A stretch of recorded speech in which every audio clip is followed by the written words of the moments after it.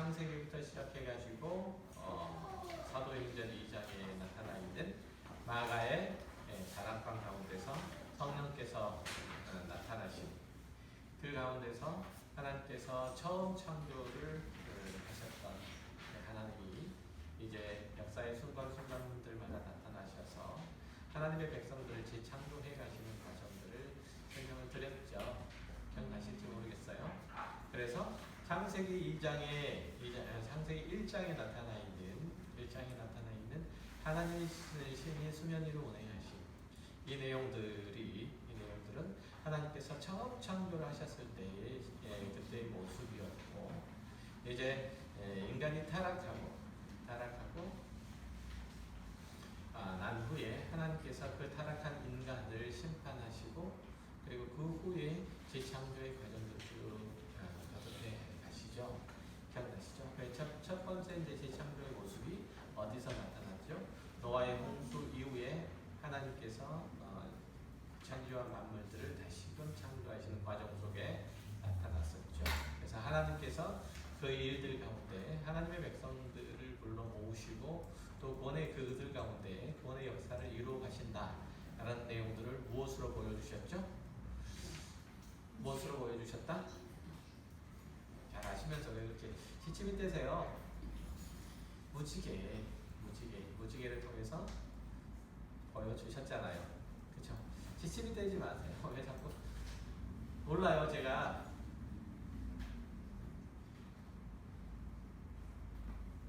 진짜 모르시는가 보네. 시침이 떼주시면 제가 몰라요. 무지개를 통해서 나타나셨고, 그리고 출애굽하는 그 과정들 속에서 하나님께서 불기둥과 구름기둥으로 늘 함께 하셨죠. 그래서 구름기둥과 불기둥으로 함께 하심은 단순하게 이스라엘 백성들을 지키시고 보호하시고 인도하신다는 의미를 뛰어넘는 거잖아요. 그렇죠? 이 불기둥과 구름기둥으로 나타나심은 하나님의 현현, 하나님의 나타나심이죠. 기억하시죠? 네.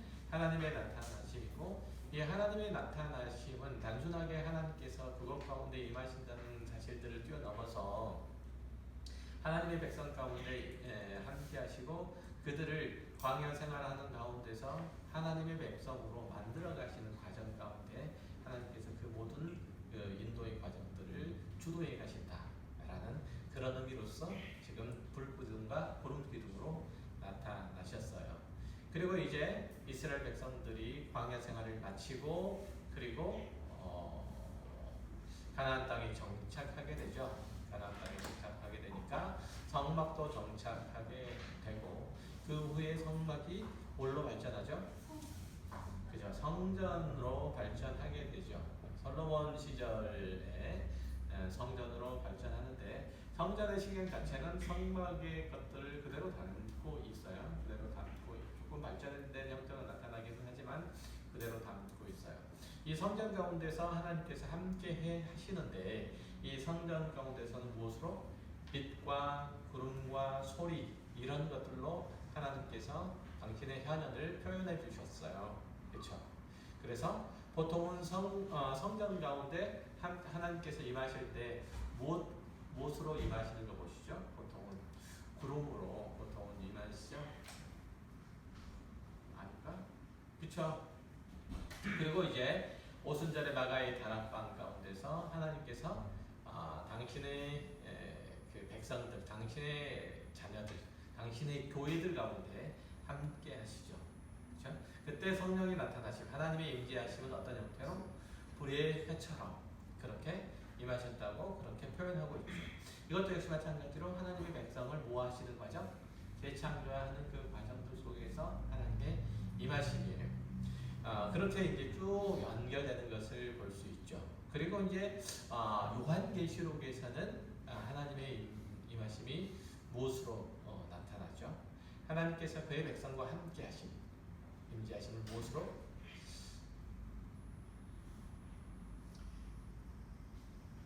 신랑 되신 예수 그리스도와 그리고 신부 되신 교회, 신부되는 교회의 관계 속에서 그것들을 설명해 내시죠. 결국은 이제 우리가 흔히 알고 있듯이 혼인 관계 속, 혼인 언약 가운데서 나타난 그 남자와 여자의 남편과 아내와의, 신랑과 신부와의 이 관계가 서로를 위해서 봉사하고, 그죠? 서로를 위해서 헌신하고 서로를 사랑하여 한 몸을 이루가듯이 예수 그리스도께서 우리와 한 몸을 이루가시고 그 완성을 영원한 나라 가운데서 이루어내신다는 사실들을 이제 어린 양이신 신랑 그리고 신부의 교회로 교회의 관계 속에서 설명해내고 있다는 것을 우리는 봤었죠. 그렇죠? 네. 자, 그런데 그러한 하나님의 이제 인도하심, 하나님의 건지심을 에스겔서에서는 뭐라고 표현했었죠? 기억나세요? 에스겔서에서 보면 에스겔서 16장에서 보면 지난 시간에 보듯이 뭐로요? 당신의 옷자락으로, 그죠? 벌거벗은 적신을 하고 있는, 벌거벗은, 적신이 벌거벗은 몸이에요. 적신이란 뜻이 우리가 적신으로 왔다가 뭐 그런 얘기 하잖아요. 적신은 벌거벗은, 이 벌거벗은 적신의 상태인 신부를 덮어서 당신과 하나로 연합시키는 그 신랑의 모습으로 그리고 있었죠. 이게 에스겔서 16장에서 나타나는 거였어요. 그거는 에스겔서 이전에 뭐로도 나타났었죠. 유비적으로 누구하고 누구와의 관계 속에서 보아스와 룻과의 관계 속에서도 나타났었죠. 그렇죠? 기억하시죠? 자, 하나님의 은혜를 입은 그 언약의 백성들을 품고 있는 신부의 관계 속에서 지금 룻과 그리고 보아스를 얘기를 했던 거예요. 그리고 이제 그 마지막에 아까 얘기했던 것처럼 요한계시록 19장에서 나타난 예수 그리스도와 교회의 관계를 설명을 하되, 그것이 혼인잔치로 성대하게 베풀어 줌을 통해서 하나님의 구원의 역사, 하나님의 재창조의 역사가 결국은 무엇으로? 해피엔딩으로 끝나게 되는, 그렇죠? 끝나는 것은 아니고 지속되는 거죠. 그렇게 되는 모습들을 보여준 거죠. 그래서 우리가 봤듯이 처음 창조하셨을 때 하나님의 신 창세기 1장에서 수면 위를 이렇게 운행하시는 이 모습, 그리고 노아의 홍수, 그리고 또 광야의 구름 기둥과 불 기둥, 그리고 나중에 뭐로 나타났다고요? 뭐로? 광야의 불 기둥과 구름 기둥, 그리고 무엇으로? 오순절에 나가의 다락방 가운데서 나타나신 모습, 이런 모습들로 쭉 이제 보여주는 거죠. 그래서 성경은 창세기부터 시작해가지고 요한계시록 전체까지가 이제 창조주이신 하나님께서 혼돈과 공허와 흑암 상태인 이 당신의 백성들 가운데 찾아오셔서 그들을 당신의 영광의 옷자락으로 덮으시고 그들의 부끄러움을 가리시고 당신의 몸이신 어린 양, 당신의 당신과 한 몸이신 어린 양을 신부로 만드시는 이 하나님의 구속의 이야기들을 차츰차츰 점차적으로 이렇게 또렷하고 분명하게 그렇게 전개해 나가고 있는 게 성경 전체의 이야기예요. 이해하셨죠? 네. 자, 그렇게 성경은 반복적이고 점진적으로 얘기를 하고 있는데, 자, 오늘부터는 우리가 이제 지난 시간 마지막 부분에서 찾아 읽었던 에스겔서 16장에서부터 시작해가지고 이제 이번 단락에 본론을 맺겠는데요. 보시면 아시겠지만 본문은 똑같으나 내용은 달라요. 똑같은 얘기를 계속한다고 반복한다고 생각하시면 안 돼요. 자, 에스겔서 16장에서 보면 7절부터 14절까지 보면 마치 아담이 그리고 하와가 벌거벗었는데 하나님께서 그들에게 옷을 입혀주시는 것처럼 벌거벗은 상태에 있는 신부를 화려한 신부의 옷으로 입혀주시는 신랑이신 하나님에 대한 묘사가 등장을 하게 되죠. 이게 에스겔서 16장이에요. 물로 씻기고 기름으로 바르고 가죽신을 신기고 금은 장식으로 장식을 하고, 그리고 아주 고급스러운 그 실로 짠 이 옷감으로 옷을 해 입히시고 이런 것들을 지금 보여주시죠. 이렇게 신부의 모습으로 하나님께서 당신의 교회를, 당신의 백성들을 입히시는 과정들이 지금 에스겔서 16장에 등장을 하고 있죠. 그것은 아까 얘기했던 것처럼 요한계시록 19장에서 어린 양과 신랑이신 어린 양과 신부인 교회의 혼인 예식을 상징적으로 묘사하고 있는 대목이기도 하다는 얘기죠. 그런데 이제 이스라엘 사람들 중에는 늘 항상 그렇게 옷을 신부의 복장으로 화려하게 다듬고, 그리고 금은 장식을 하고, 그리고 세마포 옷으로 입고 그렇게 아름답게 꾸미고 사는 이가 있었어요. 누굴까요 혹시? 네? 누구라고요? 제사장. 이제 좀 잘하세요, 그죠? 그러니까 에스겔서 16장의 모습들을 좀 한번 보세요. 한번 읽어보시겠어요? 에스겔서 16장 다시 한번 읽어볼게요. 7절부터 한번 읽어보세요. 내가 너를 들에 풀같이 맡겨 하였더니 내가 크게 자라고 신의 아름다움을 이방이 뿌듯하고 내 머리털이 자랐으나 내가 여전히 벌거벗은 알몸이더라. 14절까지요. 내가 내 곁으로 지나며 보니 내 때가 사랑을 할 만한 때라. 내 옷으로 너를 덮어 벌거벗은 것을 가리고 내게 맹세하고 언약하여 너를 내게 속하게 하였느니라. 나 주 여호와의 말이니라. 내가 물로 내 피를 씻어 없애고 내게 기름을 바르고 수 놓은 옷을 입히고 물돼지 가죽신을 신히고 가는 배로 두르고 옷으로 덧입히고 폐물을 채우고 팔 고리를 손목에 끼우고 목걸이를 목에 걸고 코고리를 코에 달고 귀고리를 귀에 달고 화려한 왕관을 머리에 씌웠나니 이와 같이 내가 금은으로 장식하고 가는 배와 모시와 수 놓은 것을 입으며 또 고운 밀가루와 꿀과 기름을 먹음으로 급히 곱고 형통하여 왕후의 지위에 올랐느니라. 내 화려함으로 말미암아 내 명성이 이방인 중에 퍼졌음은 내가 내게 입힌 영화로 내 화려함이 온전함이라. 나 주 여호와의 말이니라. 아멘. 여기서 보면 똑같은 모습이 등장을 하게 되죠.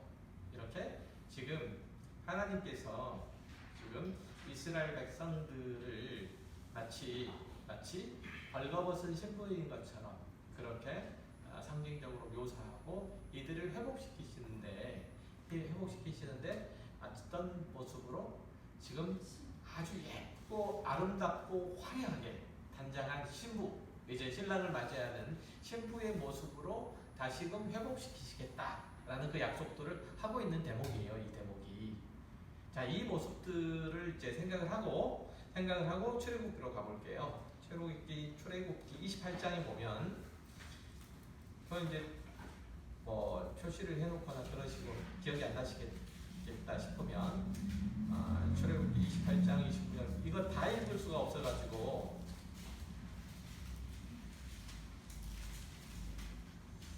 한번 쭉 이렇게 28장 29장을 한번 제가 한번 읽어드릴게요. 4절부터 제가 읽을게요. 그들이 지을 옷은 이러하니 곧 흉패와 예봇과 겉옷과 반포 속옷과 관과 이라. 그들이 내 형 아론과 그 아들들을 위하여 거룩한 옷을 지어 아론이 내게 제사장 육분을 행하게 하라. 그들이 쓸 것은 금실과 청색, 자색, 홍색 실과 가늘게 꼰 배실이니라. 그들이 금실과 청색, 자색, 홍색 실과 가늘게 꼰 배실로 정교하게 짜서 에봇을 짓되 그것에 어깨바지 둘을 달아 두 끝을 이어지게 하고 에봇 위에 매는 띠는 에봇 짜는 법으로 금실과 청색, 자색, 홍색 실과 가늘게 꼰 배실로 에봇을 정교하게 붙여 짤지며 호마노 2개를 가져다가 그 위에 이스라엘 아들들의 이름을 새기되 그들의 나이대로 6 이름을 큰 보석에 나머지 이름은 다 다른 보석에 새기라. 보석을 새긴 자가 도장에 새김같이 너는 이스라엘 아들들의 이름을 두 보석에 새기라. 이거 쭉 나오죠. 이렇게 쭉 나오고 28장 29장까지 쭉 나와요. 그러니까 28장의 내용들이 전부 다 28장 전체 내용들이 제사장 옷, 에봇에 관한 얘기들이에요. 다. 그죠? 이 모습들을 쭉 보면 아까 읽었던 에스겔서 16장에 나타나 있는 지금 하나님께서 이스라엘을 회복시키는, 그래서 마치 신부처럼 하는 그 장면들과 거의 똑같아요. 이렇게 보시면 거의 똑같은 모습으로 묘사하고 있다는 거예요. 자, 그 얘기는 무슨 얘기냐면 지금 이스라엘이 회복돼서 신부의 모습으로 다시금 단장하는 것들이 마치 제사장의 복식과 같아서, 그죠? 제사장 같아서 이것은 성경이 의도적으로 신부의 옷과 제사장의 옷을 똑같이 묘사한다는 얘기죠. 그렇게 함으로써 혼인서약 안에 담겨져 있는 혼인서약 안에 담겨져 있는 하나님이 교회를 향한 참 이스라엘 백성, 당신의 자녀들을 향한 하나님의 뜻, 하나님의 계획, 하나님의 목적을 그 속에 충분하게 드러내고 계시다는 사실이에요. 이해되셨죠? 그래서 신부의 옷과 제사장의 그 복식들 사이에는 충분한 연결점들이 있다는 얘기죠. 그런데 거기서 우리가 한 가지 더 알아야 될 게 뭐냐면 하나님께서 지금 모세를 통해서 아론의 복장을 얘기하는 이 아론의 복장, 즉 제사장의 복장은 왜 그렇게 중요하고 신경 쓰도록 화려하고 아름답게 짓도록 그렇게 만드셨느냐면 그것이 뭐하기 때문에 그 제사장의 복식은, 제사장의 의복은 하나님의 영광을 담지하고 있기 때문에 그래요. 무엇을 담지한다고요? 하나님의 영광을 담지하고 있다. 즉 다시 말해서 하나님께서 회복하시는 이스라엘 백성, 참 이스라엘 백성, 즉 그리스도의 신부, 교회 모습도 역시 마찬가지로 뭘 담지하고 있어야 된다는 얘기이기도 하죠. 하나님의 영광. 마치 제사장의 복식이, 의복이 하나님의 영광을 담지하고 있듯이 지금 신부도 그렇게 하나님의 영광을 담지해야 된다는 의미로서 지금 신부의 예복이, 신부의 복식이 그렇게 화려하고 아름답게 그렇게 묘사되고 있는 거예요. 지금 에스겔서 16장에서. 그러니까 이 하나님께서 모세를 통해서 말씀하시는 제사장의 복식, 의복은 또 한 가지 닮아 있는 게 있어요. 뭘 닮아 있을까요? 지금도 설명한 건데 뭘 닮아 있어요? 똑같은 게 있어요. 제사장의 복식과 똑같은 게 있어요. 뭐가 있을까요? 설명했는데 성전의 모습. 그러니까 하나님께서 지금 모세를 통해서 뭘 짓도록 하셨어요? 성막을 짓도록 하셨죠. 성막을 짓도록 하셨는데 이 성막을 짓는 이 재료들과 그리고 제사장 의복을 만드는 이 재료들 똑같아요. 거의 똑같아요. 보시면 갑자기 아까 출애굽기 다시 가시면 띄워놓으라고 그래요. 내가 안 띄워놨네. 출애굽기 26장에 보면 이제 성막을 어떻게 만들지에 대해서 그 방법들을 쭉 말씀하고 계세요. 보시면 26장 29절부터 읽을게요. 그 널판들을 금으로 싸고 그 널판들의 띠를 꿰 금고리를 만들어서 그 띠를 금으로 싸라. 너희는 산에서 보인 양식대로 성막을 세울지니라. 너는 청색, 자색, 홍색 실과 가늘게 꼰 벼실 골고 짜서 휘장을 만들고 그 위에 그룹들을 정교하게 수놓아서 금 갈고리 4기둥을 들었듯. 이런 얘기를 쭉 하고 있죠. 그렇죠? 이런 얘기를 쭉 하고 있잖아요. 그러니까 성막을 만드는 그 구조상 다를 뿐이지 그 재료는 다 똑같아요. 그쵸? 27장 보세요. 28장 아까 읽었던데 아론의 복식에서 제가 쭉 읽었잖아요. 지루하게 제사장의 옷들을. 그죠? 읽었었죠. 그 내용하고 똑같아요? 안 똑같아요? 똑같잖아요. 그쵸? 서로 비교를 해보세요. 그러니까 성막을 만드는 재료와 제사장 복식을 만드는 게 똑같아요. 그러니까 같은 재질, 같은 패턴으로 그렇게 서로를 짓도록 만들었어요. 즉 다시 말하면 구약의 제사장의 옷은 성막의 축소판인 거예요. 성막의 축소판. 그죠? 예, 성막은 뭐의 축소판이기도 해요? 온 우주와 만물의 축소판이기도 해요. 그렇죠?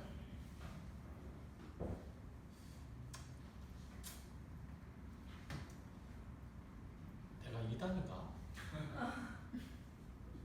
제가 2단이에요. 2단이 얘기하는 것처럼 그렇게 들으시네.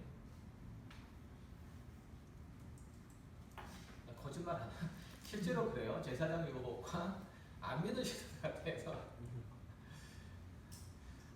어쨌든 제사장들은 하나님의 영광의 초소, 하나님께서 영광의 하나님께서 거하시는 초소가 어디예요? 이스라엘 가운데 성막이잖아요. 그러니까 하나님께서는 이 영광의 초소인 성막을 제사장들에게 그대로 입도록 얘기하고 있는 거죠. 그렇죠? 그러니까 거꾸로 얘기하면 제사장들은 하나님의 영광의 초소인 성막을 입고 있는 거예요. 그렇죠? 그러니까 출애굽기를 잘 보면 하나님께서 출애굽기 15장 방금 얘기했듯이 25장에서 31장 사이에 하나님께서 성막을 어떤 재료로 어떤 식양을 따라서 만들어야 할지 아주 자세하게 지시를 하고 계시잖아요. 그 사이에 그 중간에 28장 29장을 할애해 가지고 제사장의 재질, 옷의 재질과 식양들을 설명을 하는 거예요. 그러니까 성막을 짓는 천과 금, 은, 재료들을 축소한 것이 바로 제사장의 옷이고 이것은 제사장의 옷이 곧 성막을 상징하고 있다는 얘기죠. 즉 다시 말해서 성막은 하나님의 영광의 현현의 곳으로 그렇게 얘기를 하는 것이고 제사장이 이 옷을 입고 있다는 얘기는 무슨 얘기죠? 하나님께서 제사장과 함께 있다는 그런 의미예요. 그러니까 하나님께서 제사장은 하나님의 영광을 옷 입고 있다고 봐도 무리가 있을까요? 없을까요? 없겠죠. 영광의 옷을 그러니까 제사장이 따로 초소가 필요 있어요? 없어요? 하나님께서 계시는 그 곳 가운데 하나님의 영광을 옷 입고 있기 때문에 초소가 따로 필요 없어요. 그래서 제사장은 어디 살아요? 성막에 살잖아요. 성전에 살잖아요. 잘 아시죠? 그렇죠? 그래서 그렇게 이제 같은 재질, 자체 시향을 따라 만들었는데 다른 게 있어요. 다른 게 뭘까요? 제사장의 옷과 성막이 다른 점. 재질과 시향은 똑같아요. 그런데 그 순서가 거꾸로예요.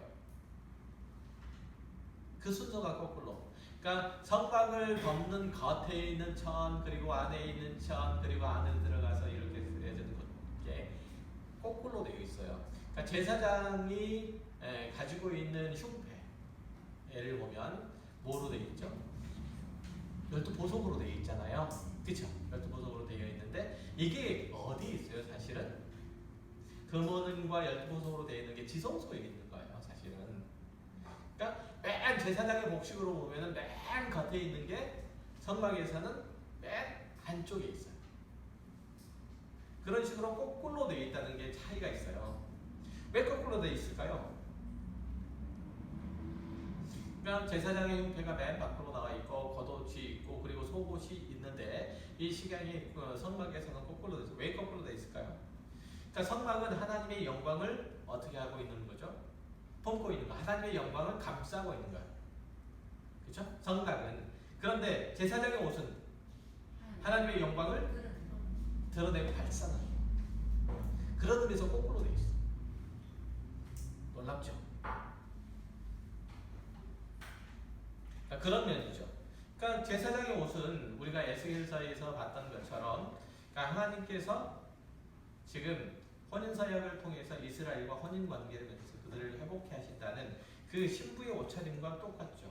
그런 의미에서 보면 지금 어린 양의 신부인 성도들이 입고 있는 하얀 세마포 옷, 요한계시록 21장에서 나타나 있는 이 신부가 옷 입고 있는 이 하얀 세마포 옷은 무엇을 상징하게 되는 거죠? 하나님의 영광을 상징하게 되는 거예요. 그죠? 그러니까 예수 그리스도께서 입고 있는 하얀 세마포 옷 이것은 뭘 나타내요? 하나님의 영광을 상징하게 됩니다. 따라서 성도들은 하나님의 영광을 옷 입게 되고 그들은 하나님의 영광을 뽐내는 존재로 그렇게 세상 가운데 서 있는 거예요. 이해되셨죠? 하나님의 영광을 나타내는 존재로 그렇게 있는 거예요. 성막 가운데서 하나님께서는 그 영광, 하나님께서는 성막 안의 영광으로 계시지만 제사장의 복식을 통해서 나타나는 이스라엘 백성 가운데 하나님은 어떤 형태로 하나님의 영광을 발산하는 형태로 이스라엘 백성 가운데 거하시기를 기뻐하시는 거예요. 그러면 이제 우리가 생각을 해봐야 되는 게 하나님의 영광이라는 게 도대체 뭘까요? 하나님의 영광. 우리는 흔히 얘기할 때 하나님께 영광을 돌립시다 이런 얘기 많이 하잖아요. 그렇죠? 그럼 하나님의 영광을 어떤 식으로 돌릴 수 있어요? 박수 치면 하나님께 영광을 돌립니까? 우리 그렇게 얘기하잖아요. 하나님께 영광의 박수. 그렇게 많이 하잖아요. 그럼 하나님께서 영광을 받으십니까? 하나님의 영광이 나타납니까? 그럼 하나님의 영광을 어떻게 나타낼 수 있을까요? 네? 하나님의 통치와 그 뜻에 순종하는 것, 따르는 것. 그렇게 하면 될 수 있겠죠. 즉 다시 말해 하나님께서 어떻게 통치하세요? 그냥 마음대로 통치하세요? 하나님께서는 어떻게 통치하시죠? 창조의 질서. 그러니까 하나님의 거룩하심을 따라서 하나님의 거룩하신 성품을 좇아서 그렇죠? 통치를 하시는 거잖아요. 하나님께서는 하나님의 성품, 하나님 되심, 뭐 이런 것들이 이런 것들을 드러내는 것. 이게 하나님의 영광을 드러내시는 거예요. 하나님께서 당신의 영광을 드러내신다는 얘기는 뭘 드러내신다고요? 하나님의 성품을 드러내는 것, 하나님의 속성을 드러내는 것. 이걸 하나님의 영광이 드러난다고 하는 거예요. 이해되시죠? 자, 예를 들어서 하나님의 성품 그러면 은혜로우심이라든지 자비로우심이라든지 긍휼하심이라든지 공의로우심 뭐 이런 것들 다 포함한 것들. 이런 것들이 이제 하나님께서 창조하신, 하나님께서 다스리시는 모든 세계 가운데 드러나는 것. 이게 하나님의 영광이 드러남이에요. 그러니까 우리가 하나님께서 지으신 하나님의 자녀로서 우리가 하나님의 영광을 드러낸다 라고 하는 것은 뭘 의미해요? 우리 안에 하나님께서 계셔서 하나님의 성품이 우리의 삶을 통해서, 그죠? 우리의 언행 심사를 통해서 드러나는 것. 이걸 하나님께 영광을 돌리는 삶이라고 해요. 하나님께 영광을 돌린다고 그러죠. 그러니까 우리가 박수를 친다고 하나님께 영광이 돌려지는 게 아니에요. 그렇죠? 박수를 친다고 돌려지는 게 아니에요. 굉장히 중요한 얘기죠.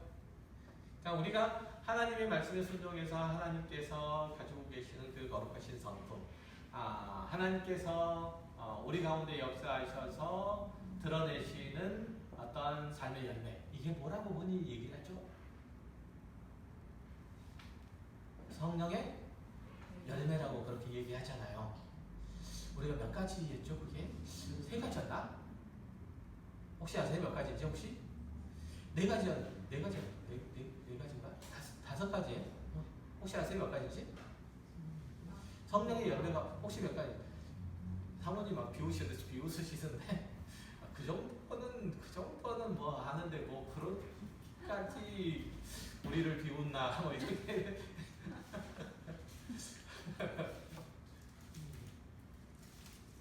죄송합니다. 그러니까 성령의 열매들을 이제 우리 성령께서 우리 안에서 역사하셔서 그 성령의 열매들을 하나님께서 맺어가실 때 우리는 하나님의 영광을 드러낸다라고 그렇게 얘기를 하는 거예요. 그렇죠?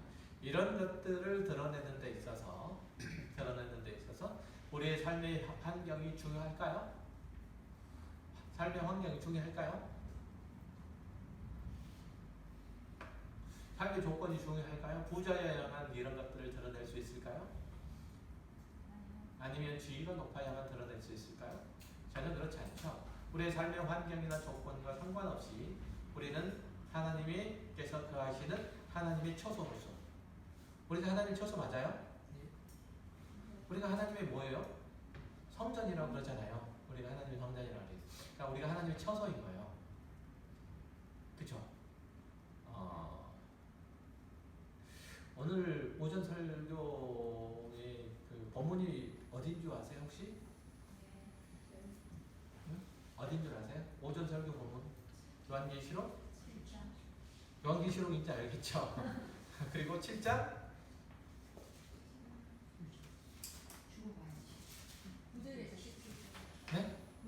9절에서 17절에 보면 15절 보세요.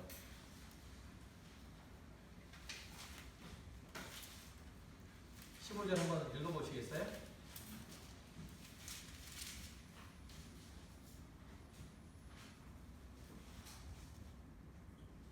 15절 어느 분 읽어주세요.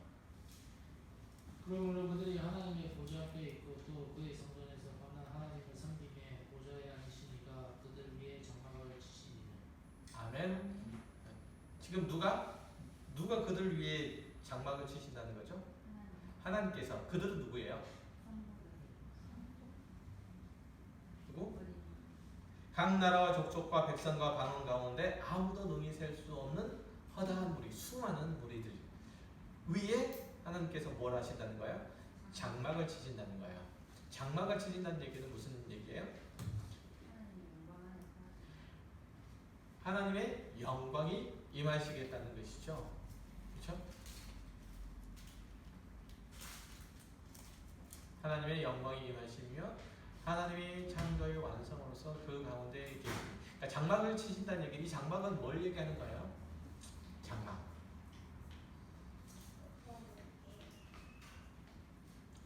출애굽 출애굽 과정 가운데 이스라엘 백성들이 광야 생활을 했잖아요. 그렇죠? 광야 생활할 때 하나님께서 어디 계셨어요? 어디 계셨어요? 하나님께서? 네? 장막에 계셨잖아요. 우리가 성막을 장막이라고 그렇게 얘기하기도 하죠. 장막에 계셨죠. 지금 그때 그 이해를 가지고 지금 요한계시록 7장에서 그 얘기를 하고 있는 거예요. 장막이라는 표현을 그렇게 쓰고 있는 거예요. 그러니까 지금 각 나라와 족속과 백성과 방언들 가운데 하나님께서 그 위에 하나님의 영광이 늘 임하시겠다 이렇게 약속을 하고 계시는 거예요. 그렇죠? 하나님의 영광이 언제? 늘 항상 임하시겠다 이렇게 약속하시는 대목이죠. 그러니까 지금 요한계시록 7장에서 나타나 있는 하나님께서 우리들에게 주신 이 말씀, 약속, 이거는 약속은 하나님께서 처음 창조하시는 그 창조의 모습이 완성으로서 지금 요한계시록 7장을 주고 있다는 사실들을 알 수가 있는 거죠. 그렇죠? 그러니까 7장 지금 15절에서 나타나 있는 하나님께서 장막을 그 위에 치시겠다라고 하는 얘기는 하나님의 창조의 완성, 재창조의 완성으로서 하나님께서 교회 가운데 하나님의 자녀들 가운데 거하시겠다는 그런 의미로 주어지고 있는 거예요. 이해되셨죠? 언제나 늘 항상 그렇게 하시겠다는 거죠. 그러니까 창세기 1장부터 시작해가지고 요한계시록 21장에 이르기까지 지금 나타나 있는 모든 하나님께서 그의 백성들 가운데 임하시는 것은 한결같으신 거죠. 한결같이 그의 영광을 드러내는 방식들 가운데서 그 백성 가운데 임하시겠다 이런 얘기를 하고 있는 거예요. 자, 그래서 하나님의 영광을 드러내는 존재로 우리를 만들어졌고 제사장을 그렇게 삼으시고 우리를 제사장과 같은 존재로 그렇게 또 새롭게 하시라고 그렇게 얘기를 하고 있는 거죠. 그러니까 우리가 잘 알고 있는 것처럼 너희는 왕 같은 제사장이라고 그렇게 말하는 경우도 있는데 혹시 아세요? 그 구절이 어느 구절인지? 베드로 전서일까요? 후서일까요? 베드로 전서 몇 장? 2장. 역시 대단하세요. 2장. 그 다음에 몇 절? 9절. 보면 뭐라고 나와 있어요? 너희는 뭐라고요? 왕 같은 제사장. 왕 같은 제사장. 너희는 뭐라고 얘기를 하고 있어요? 제사장이라고 얘기를 하고 있어요. 즉 다시 말해서 제사장이라는 얘기는 어떤 의미? 하나님의 영광을 담지하고 있는. 그렇죠. 하나님의 영광을 담지하고 있는 모습. 그렇죠? 하나님의 영광을 드러내고 있는 존재로서 우리가 되게 하겠다. 예, 그런 존재다라고 얘기를 하고 있는 거죠. 그러니까 제사장은 뭐 여러 역할들이 있어요. 그죠? 제사장은 또 어떤 역할들을 하죠? 기능적인 면에서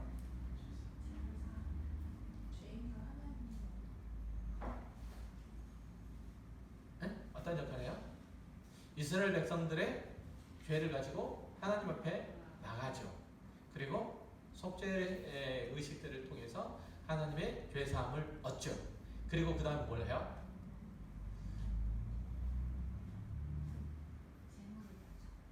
그 다음에 뭐예요? 그러고 난 다음에 속죄함을 받으시면, 하나님께서 받으시면 그 속죄함을 받으신 내용들을 가지고 이스라엘 백성 앞에 나가잖아요. 그래서 그 속죄함의 사실들을 선포하잖아요. 그렇죠?